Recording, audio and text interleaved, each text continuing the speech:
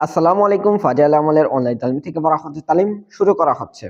হেকাতে সাহাবা থেকে বলা হচ্ছে অষ্টম অধ্যায়, এলেমের প্রতি সীমাহীন আগ্রহ ও একাগ্রতা। যেহেতু দিনের মূল বিষয় হইল কালিমায়ে তৌহিদ আর ইহাই যাবতীয় গুণাবলী বুনিয়াদ, যতক্ষণ ইহা না হইবে কোনো নেক আমল কবুল হইবে না। এই কারণে সাহাবাই একরাম রাদিয়াল্লাহু তাআলা আনহু বিশেষ করিয়া ইসলামের প্রথম যুগে কালিমায়ে তাওহীদের প্রচার ও কাফেরদের বিরুদ্ধে জেহাদ অত্যাধিকর ব্যস্ত ছিলেন। ওই সময় তাহারা একাগ্রতার সহিত এলেমের চর্চার জন্য পুরাপুরি অবসর ছিলেন না, কিন্তু এতদ সত্ত্বেও এই সকল ব্যস্ততার সহিত এলমের প্রতি তাহার মগ্নতা, শোক, আগ্রহ এই পরিমাণ ছিল যে ইহার ফলস্বরূপ আজ 1400 বৎসর পর্যন্ত কুরআন ও হাদিসের এলম অক্ষুণ্ণ ও অবহিত রহিয়াছে, যাহা একটি প্রকাশ্য বিষয়। ইসলামের প্রাথমিক অবস্থার পর যখন তাহারা কিছুটা অবসর হইলেন এবং মুসলমানদের সংখ্যা বৃদ্ধি পাইল, তখন কুরআনের এই আয়াত নাজিল হইল।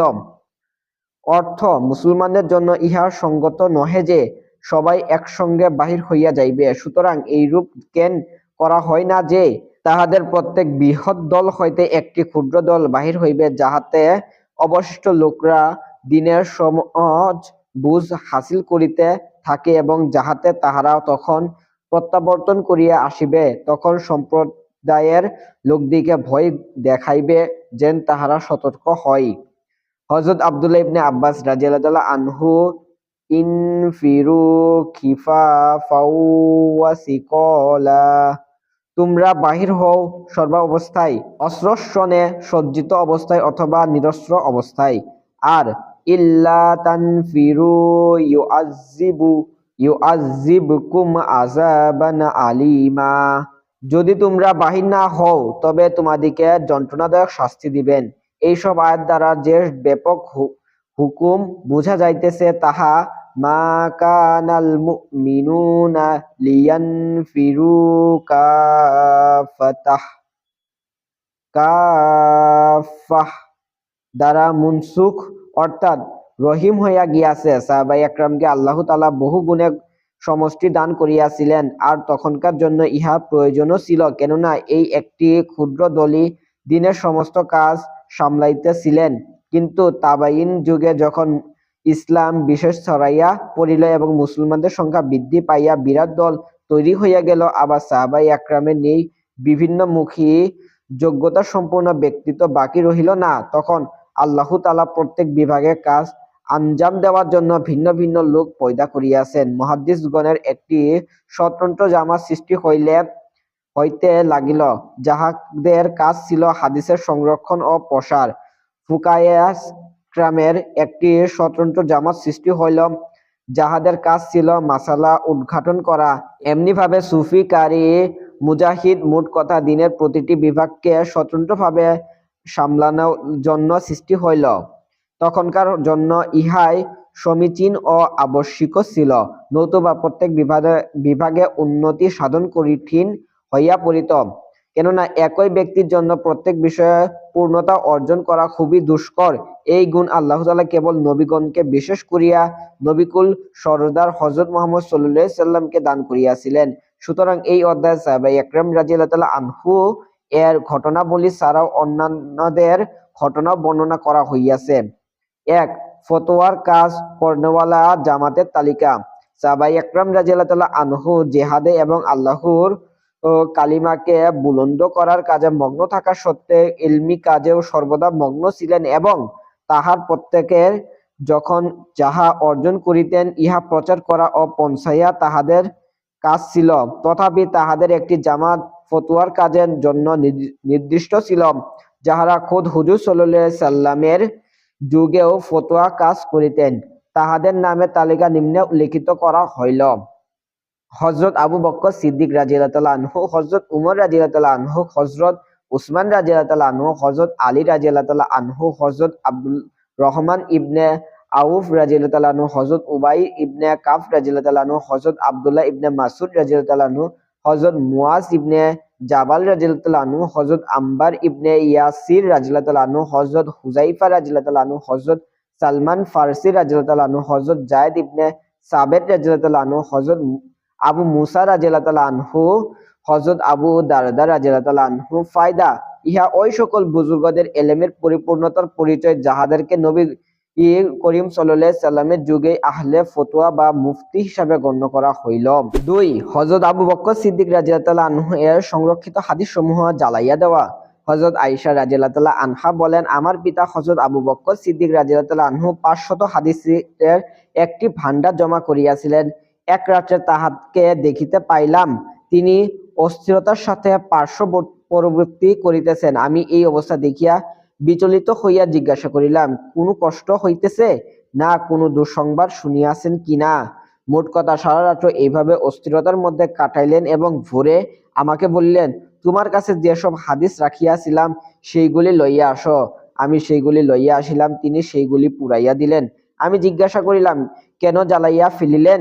তিনি বলিলেন, আমার আশঙ্কা হইল যে এমন না হইয়া যায় যে আমি মরিয়া যাই আর এইগুলি আমার নিকট থাকিয়াই যায়, কারণ এইগুলির মধ্যে অন্যদের নিকট হইতে শোনা হাদিসও রহিয়াছে যাহা হয়তো আমি নির্ভরযোগ্য মনে করিয়াছি, অথচ বাস্তবে ইহা নির্ভরযোগ্য নয়। এমন অবস্থায় বর্ণনার মধ্যে কোনো ভুল ভ্রান্তি থাকিলে ইহার দায় আমাকে বহন করিতে হইবে। ফায়দা: হযরত আবু বকর সিদ্দিক রাদিয়াল্লাহু আনহু এর 500 হাদিসের একটি কিতাব সংকলন করা তাহার এলেমের পরিপূর্ণতা, যোগ্যতা ও সীমাহীন আগ্রহের আলামত, আর পরবর্তী উহা পুড়াইয়া ফেলা ছিল তাহার চরম সতর্কতা। বিশিষ্ট সাহাবীগণের হাদিস বর্ণনায় সতর্কতা অবলম্বনের এই অবস্থায় ছিল। এই জন্যই অধিকাংশ সাহাবায়ে একরাম হইতে হাদিস খুব কম বর্ণিত হইয়াছে। এই ঘটনা হইতে আমাদের ওই সব লোকদের শিক্ষা গ্রহণ করা উচিত যাহারা মিম্বারের বসিয়া বেধর হাদিস বলিয়া দেন, অথচ হযরত আবু বকর সিদ্দিক রাদিয়াল্লাহু আনহু হুজুর সাল্লাল্লাহু আলাইহি সাল্লামের সব সময়ের সাথী ছিলেন, বাড়িতে, সফরে, এমনকি হিজরতেও সঙ্গী ছিলেন। সাহাবায়ে একরাম বলেন, আমাদের মধ্যে সবচেয়ে বড় আলেম ছিলেন হযরত আবু বকর সিদ্দিক রাদিয়াল্লাহু আনহু। হযরত উমর রাদিয়াল্লাহু আনহু বলেন, নবী করিম সাল্লাল্লাহু আলাইহি সাল্লামের ইন্তেকালের পর যখন বাইআত গ্রহণের প্রশ্ন আসিল এবং হযরত আবু বকর সিদ্দিক রাদিয়াল্লাহু আনহু ভাষণ দিলেন, তখন হযরত আবু বকর সিদ্দিক রাদিয়াল্লাহু আনহু আনসারদের মর্যাদা ও ফজিলত সম্বলিত কোনো আয়াত বা হাদিস তাহার এই ভাষণে বলিতে বাদ রাখেন নাই। ইহাতে অনুমান করা যায় যে তাহার কুরআন সম্পর্কে কেমন জ্ঞান ছিল এবং কি পরিমাণ হাদিস মুখস্থ ছিল। এতদ সত্ত্বেও খুব কম সংখ্যক হাদিসই তিনি বর্ণনা করিয়াছেন। এই কারণে হযরত ইমাম আবু হানিফা রাহমাতুল্লাহ আলাইহি হইতেও কম সংখ্যক হাদিস বর্ণিত হইয়াছে। 3. হযরত মুসআব ইবনে উমাইর রাদিয়াল্লাহু আনহু এর তাবলীগ। হযরত মুসআব ইবনে উমাইর রাদিয়াল্লাহু আনহু, যাহার একটি ঘটনা 7ম অধ্যায়ে 5 নম্বর বর্ণনা করা হইয়াছে। নবী করিম সাল্লাল্লাহু আলাইহি সাল্লাম তাহাকে তালিম ও দ্বীন শিক্ষাদানের জন্য মদিনা মুনাওয়ারার ওই জামাতের সহিত পাঠাইয়াছিলেন যাহারা মিনার ঘাটিত সর্বপ্রথম ইসলাম গ্রহণ করিয়াছিলেন। তিনি মদিনায় সর্বদা তালিম ও তাবলীগের কাজে লিপ্ত থাকিতেন, লোকদের কুরআন পড়াইতেন ও দ্বীনের কথা শুনাইতেন। আসআদ ইবনে জুরাররা রাদিয়াল্লাহু আনহু এর নিকট অবস্থান করিয়াছিলেন এবং মুকরি শিক্ষক নামে প্রসিদ্ধ হইয়া গিয়াছিলেন। হযরত সাদ ইবনে মুআজ রাদিয়াল্লাহু আনহু ও হযরত উসাইদ ইবনে হুজাইর রাদিয়াল্লাহু আনহু উভয়ই সর্বদা ছিলেন। এই বিষয়টি তাহাদের নিকট অপ্রিয় লাগিল। সাদ রাদিয়াল্লাহু আনহু উসাইদ রাদিয়াল্লাহু আনহুকে বলিলেন, তুমি আসাদের নিকট যাইয়া বলো, আমরা শুনিয়াছি তুমি একজন বিদেশী লোককে সঙ্গে লইয়া আসিয়াছ, সে আমাদের দুর্বল লোকদিকে নির্বুদ্ধ বানাইতেছে এবং ধোঁকা দিতেছে। তিনি আসআদের নিকট গেলেন এবং অত্যন্ত কঠোর ভাষায় এই কথা বলিলেন। আসআদ বলিলেন, তুমি আগে তাহার কথাবার্তা শুনো, যদি তোমার কাছে পছন্দ হয় তবে কবুল করিও, আর যদি পছন্দ না হয় তবে তাহাকে বাধা দিতে কোনো আপত্তি নাই। উসাইদ বলিলেন, ইহা নেই সঙ্গত কথা। অতঃপর তিনি কথা শুনিতে লাগিলেন। হযরত মুসআব রাদিয়াল্লাহু আনহু ইসলামের সৌন্দর্যাবলী বর্ণনা করিলেন এবং কুরআনের আয়াত পড়িয়া শুনাইলেন। হযরত উসাইদ রাদিয়াল্লাহু আনহু বলিলেন, কতই না উত্তম কথা আর কতই না উত্তম কালাম।